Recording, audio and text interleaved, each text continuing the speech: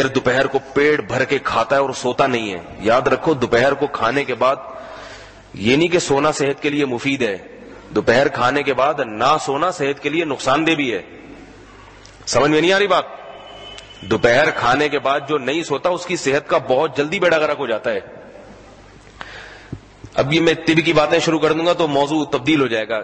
حدیث سے بھی ثابت ہے, تحقیق سے بھی ثابت ہے. حدیث سے تو آتا ہے کہ نبی صلی اللہ علیہ وسلم نے فرمایا قیلوا فإن الشیطان لا تقیل, دوپہر کھانے کے بعد قیلولہ کیا کرو کیونکہ شیطان قیلولہ نہیں کرتا. کیا مطلب؟ اس کو شیطانی عمل قرار دیا دوپہر کھانے کے بعد نہ سونے کو. سمجھ میں آ رہی ہے بات؟ دوپہر کھانا کھائیں اور نہ سوئیں, اس کو نبی نے کیا قرار دیا؟ یہ شیطان کا کام ہے. یہ تو اس سے پتہ چلتا ہے کہ اس میں بہت اہم ہے اور سائنس کی بھی تحقیق ہے. جب ہم کھانا کھاتے ہیں نا, کھانا یاد رکھیں دماغ کو جتنی تھکاوٹ کھانا کھانے سے ہوتی ہے اتنی کسی محنت مزدوری والے کام سے نہیں ہوتی. لوگ سمجھتے ہیں کہ ہم جب رننگ کرتے ہیں, باڈی بلڈنگ کرتے ہیں, اس سے دماغ تھکتا ہے. اس سے کچھ بھی نہیں ہوتا. دماغ کو سارا دن بھاگتے رہیں آپ, سارا دن پتھر اٹھاتے رہیں, دماغ کو کوئی تھکاوٹ نہیں ہوتی. نیند دماغ کی تھکاوٹ کو دور کرنے کے لیے ہے.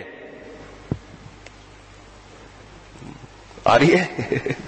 نیند کس کی تھکاوٹ کو دور کرنے کے لیے؟ دماغ کی تھکاوٹ.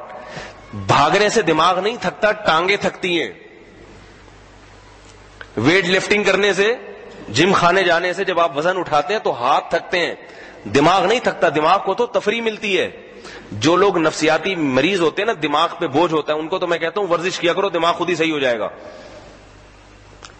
جتنی جسمانی ورزشیں وہ دماغ کو فرحت بخشتی ہیں. سمجھ آ رہی ہے بات؟ تو دماغ جو تھکتا ہے نا, جتنا تھکتا ہے سوچنے سے تھکتا ہے. بیٹھے بیٹھے کچھ نہ کوئی سوچ رہے ہیں, مطالعے میں لگ گئے, بہت دماغ پہ, اس سے تھکے گا دماغ. اور دماغ تھکتا ہے کھانا کھانے سے. کھانا کھانے سے بہت زیادہ تھکتا ہے. کیوں تھکتا ہے؟ جب ہم کھانا کھاتے ہیں پیٹ بھر کے تو ہمارے جو دماغ کا, جو جسم کا سارا خون ہے نا, وہ معدے کی طرف متوجہ ہو جاتا ہے. کیونکہ معدے کو اب کرنا ہے کام. معدہ, ہمارا جو معدہ پیٹ کو کہتے ہیں, اسٹمک کو کہتے ہیں, وہ کھانے کو گھمانا شروع کر دیتا ہے, گھماتا ہے.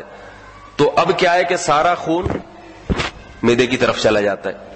اب اگر آپ دماغ کو جاگ کے رکھیں تو دماغ کی طرف خون کا جو سرکولیشن ہے وہ کم ہو جاتا ہے, دماغ کام کرنا چھوڑ دیتا ہے. پھر بھی آپ دماغی کام, لیپ ٹاپ پہ بیٹھے ہوئے ہیں اور کام کر رہے ہیں, آپ دماغ کو دباؤ میں ڈال رہے ہیں, تو اس سے کیا نتیجہ کیا نکلتا ہے؟ یا تو دماغ خراب ہو جاتا ہے یا معدہ خراب ہو جاتا ہے. دونوں میں سے ایک چیزیں خراب ہو جاتی ہیں. کیونکہ آپ کی جو توانائی ہے, ایندھن ہے, وہ دونوں جگہ پورا استعمال نہیں ہو سکتا. یا تو وہ معدے کو خراب کرے گا, دماغ کی طرف چلا جائے گا اور پھر معدہ کام چھوڑ دے گا, یا یہ کہ وہ دماغ کو خراب کر دے گا. معدہ صحیح رہے گا, دماغ خراب ہو جائے گا. تبھی ہو رہے ہیں دماغ خراب. تو یا تو کھاؤ نہیں دوپہر کو کھانا پیٹ بھر کے.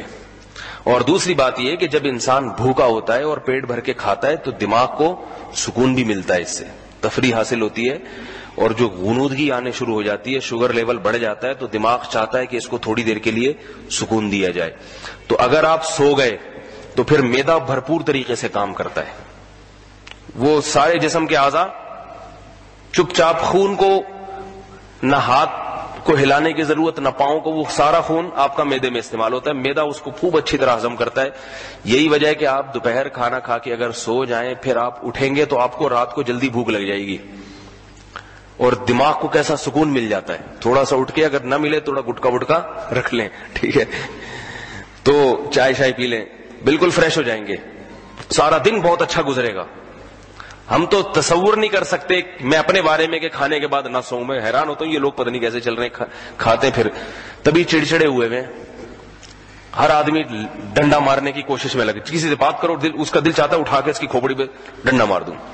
وجہ اس کی ہے کہ کھا پیٹ بھر کے رہے ہیں اور پھر دماغ کو آرام نہیں دیتے, جو سونے کا آرام ہے وہ نہیں دیتے, جس سے چڑچڑے ہو جاتے ہیں.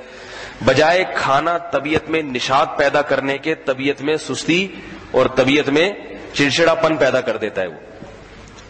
تو اس لیے نبی صلی اللہ علیہ وسلم نے دوپہر کھانے کے بعد سونے کی ترغیب دی ہے. جن لوگوں کے پاس کھانے کے بعد سونے کا ٹائم نہیں ہے, آفس میں ٹائم ہی نہیں ملتا, بہتر تو یہ وہ جاب چھوڑ دیں, کوئی دوسری کریں جہاں تھوڑا سا ٹائم دیا جائے ان کو. اور اگر یہ ممکن نہیں ہے تو پھر کھانا چھوڑ دیں. سمجھ میں آ رہی ہے بات؟ کھانا تھوڑا سا کوئی ریفریشمنٹ کے لیے ایسے روٹی کو یوں گھمایا اوپر سے تھوڑا سا دکھا کے پاپے کو یوں گھمایا اور کھا لیا، تو چاہے کہ بس دکھائیں اس کو یوں، ہلکا پھلکا کھائیں تاکہ دماغ پہ بوجھ نہ پڑے.